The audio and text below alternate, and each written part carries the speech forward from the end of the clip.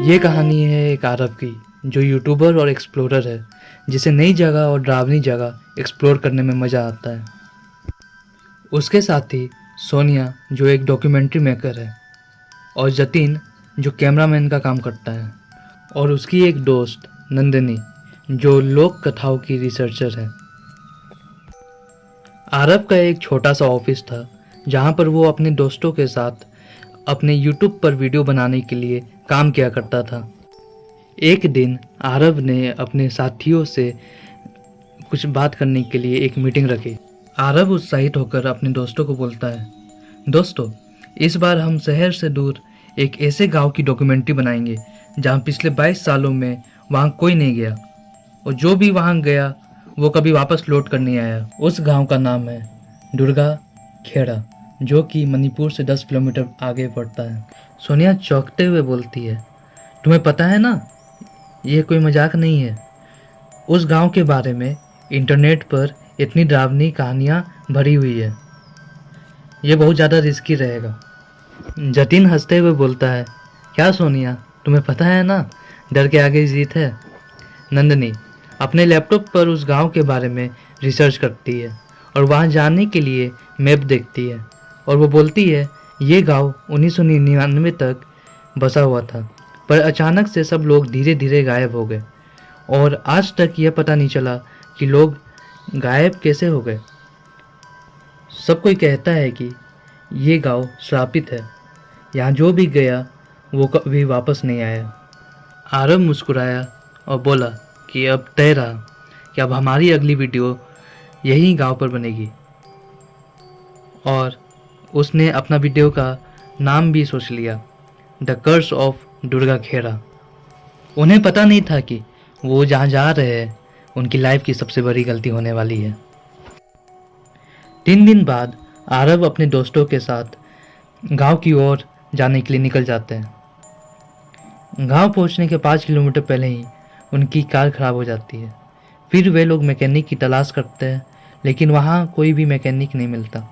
तो उन लोग डिसाइड करते हैं कि गांव जाने के लिए किसी से लिफ्ट मांग लेंगे।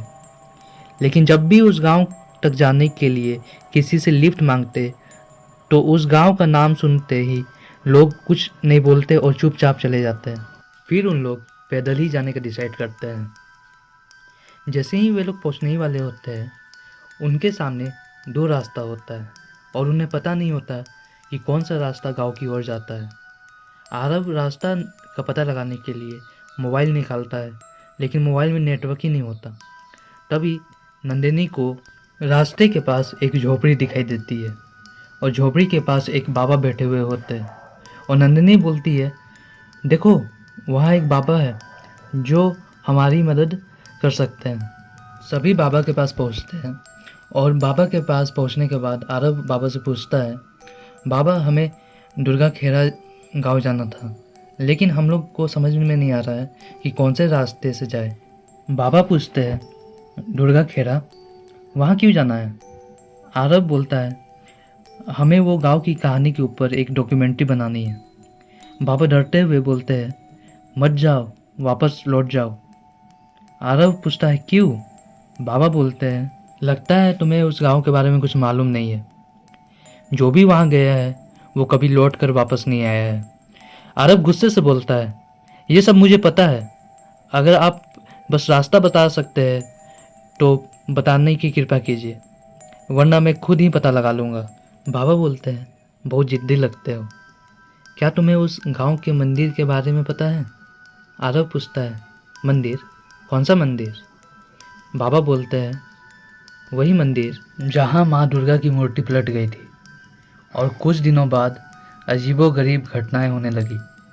धीरे धीरे करके गांव के लोग एक एक करके गायब होने लगे। नंदिनी बाबा से रिक्वेस्ट करती है, कृपया हमें बस रास्ता बता दीजिए।